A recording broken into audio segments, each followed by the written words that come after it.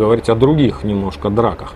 Вот не так давно в Башкирии была проблема, в селе Тимясово, это первая столица Башкортостана. Произошла массовая драка между местными жителями и приезжими чеченскими рабочими. Схема была очень простая, приехали чеченцы на нелегальный карьер.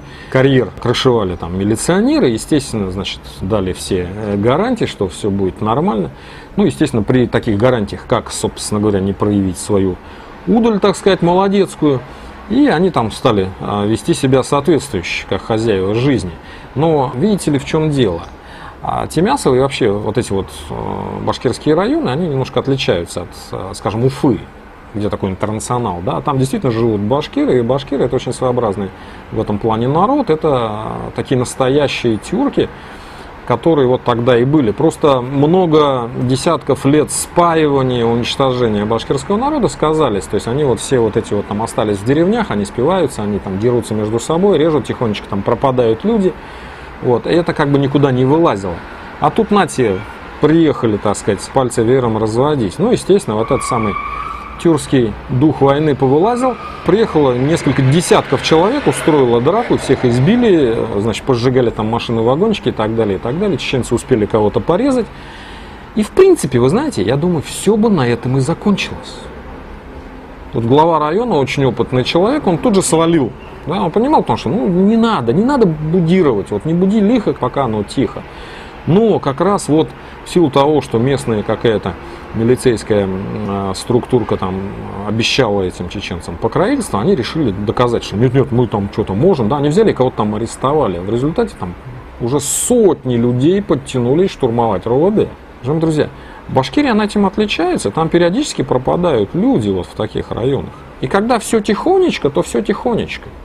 Но когда вот начинаются какие-то проблемы, это было уже не так давно в том же Баймакском районе, когда там азербайджанские псевдобизнесмены там устроили проблемы, там несколько тысяч человек приехало, штурмовало уже администрацию района и так далее, и так далее. Ну как бы ясно же, что не трогайте вы их, не лезьте.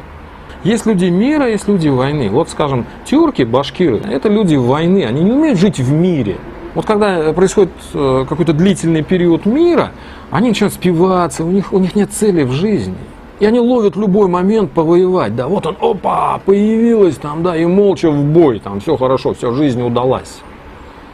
А кавказцы это люди мира, потому что выживать на Кавказе в этих условиях, действительно, там ведь очень тяжело жить в горах. Это, надо понимать, что там очень мало плодородной земли, и, там перепады погоды и так далее, и так далее. Да? Им надо уметь жить в мире.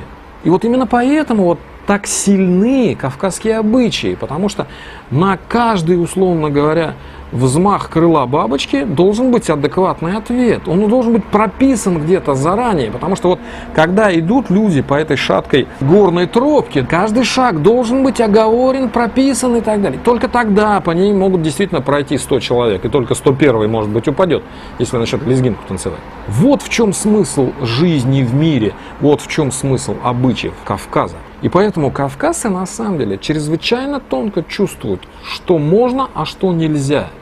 И если они начали вести себя неадекватно, это просто кто-то, опять-таки, из местных, кто-то из более сильных с точки зрения конкретных людей пообещал им, что вы можете делать все, что хотите.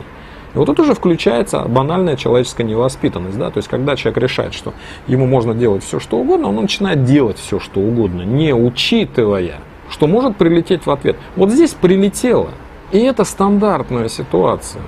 Причем, к сожалению, для чеченцев часто это бывает, потому что они, может быть, больше всех теряют берега в таких случаях. Да? И мы это видим дальше. Вот абсолютно то же самое, уважаемые друзья. Я просто хочу, чтобы вы поняли, почему я, вот, в общем-то, на мелком эпизоде так акцентируюсь. Да? Вот ровно то же самое произошло во взаимоотношениях Чечни и Ингушетии.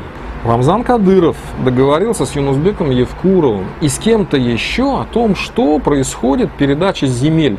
Я не знаю, на каком основании. Я не знаю, почему Евкуров на это согласился. Я не знаю, зачем Кадырову это было нужно. Чем-то они руководствовались.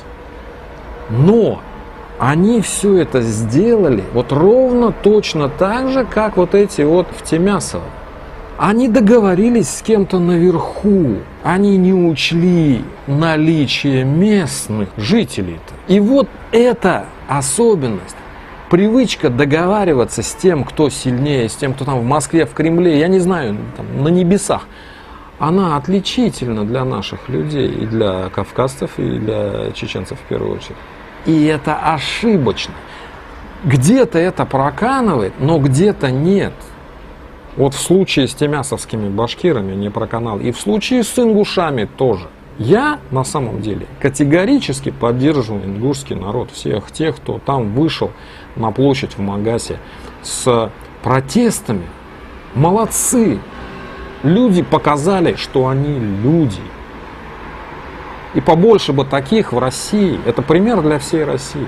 Я не могу там поддерживать или там ругать, наоборот, вот эту передачу земли. Я вообще не представляю, в чем там дело. Но то, что с народом не посоветовались, то, что это не вынесли на референдум, людям не объяснили, не показали, не рассказали все это была катастрофическая ошибка.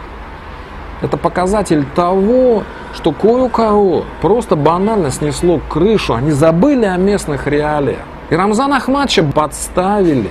Кадыров-младший